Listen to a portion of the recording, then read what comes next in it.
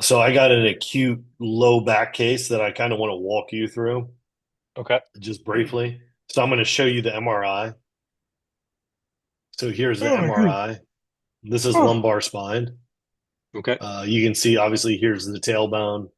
Here is disc, disc, disc. This is vertebrae, vertebrae, vertebrae, right? This is the front side. This is the back side. And you can see that there's a herniation here at L5. You see the herniation? Yes, yes. You can see the little right where your cursor is, there's like a little indentation on the white. Yeah. Okay. So, and, and, and This this is was this is a in, this is a client of yours? yeah, yeah. And so, and long distance. So non-local, Oh, okay. non-local. Okay. So I essentially get this, I see it, and I'm like, okay, like you can, so let me just walk through what I see and then so like I can see how like that lorditic curvature is kind of not there. Yeah, well, it's there, but it's there at one segment primarily. Right. You can see how there's like an extensive amount of pressure here. Uh-huh.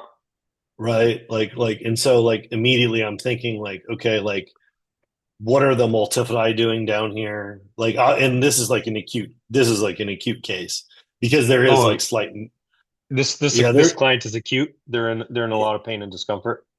well, they're not in a, like, they're in pain and discomfort, but they have some motor deficit. Oh, okay.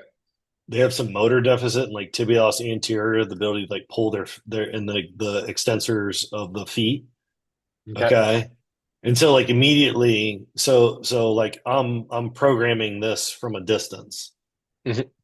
right? So immediately I'm like, okay, here's what you need to do. Okay. And this individual has a high training background, Hmm. former professional athlete. Hmm. Okay. So I just want that to be like a part of the point A so that Hmm. people know like, hey, this isn't like, your 80-year-old grandmother who, you So know, what can we make the assumption of from that information? Former professional athlete, probably has a neural network that's pretty accessible. mhm, Um, extensive training history. Extensive training history. And so usually on an extensive training history, I don't know what the training history is, but usually on the training history, there's probably going to be some glaring movement limitations in certain things. As a Hmm. result, that's just kind of the way that it goes. Um, so joint function is probably going to be part of the equation here at some level.